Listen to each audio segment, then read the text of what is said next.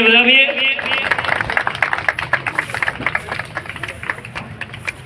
ત્યારબાદ રવિ છે ત્યારે આપણે એને આવકારવા એ આપણી ફરજ છે, આપણી સંસ્કૃતિ છે।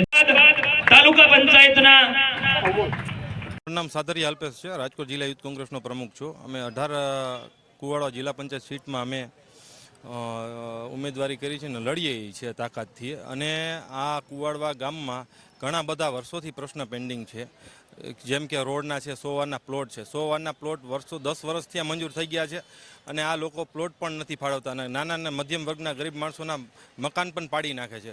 અને જે આવડો આજ કુવાડા રોડનો જે અત્યારે મેન અંદરનો જે રસ્તો છે વર્ષોથી પાસ થઈ ગયો છે એ પણ નથી કરતા।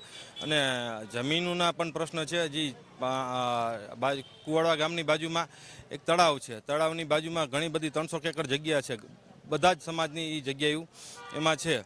અને એમાં ઘણી બધી જે સામેના ભાજપના કેન્ડિડેટ છે એમને નોંધો નખાવરાવી નાખી છે, એ વેચાઈ નહીં કે બિનખેતી ન થાય કે કોઈ પણ વસ્તુ ન થાય, એ બારાનું છે બધું।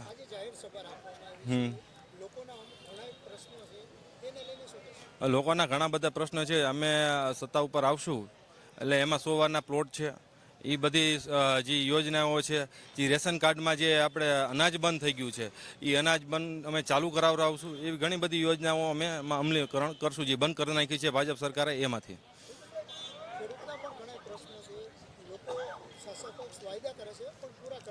ખેડૂતોના ઘણા બધા પ્રશ્નો છે, સૌની યોજનાના પાણીના પ્રશ્નો છે। પછી જેમ કે મેં તમને કીધું અત્યારે કે જે 7 બારમાં નોંધું પાડી નાખી, 7 બાર હવે કાગળિયા બરાબર થઈ ગયા છે। હવે એ કાગળિયા બરાબર થઈ ગયા છે, સરખું કરવા માટે અમે લડત આપશું સરકારને।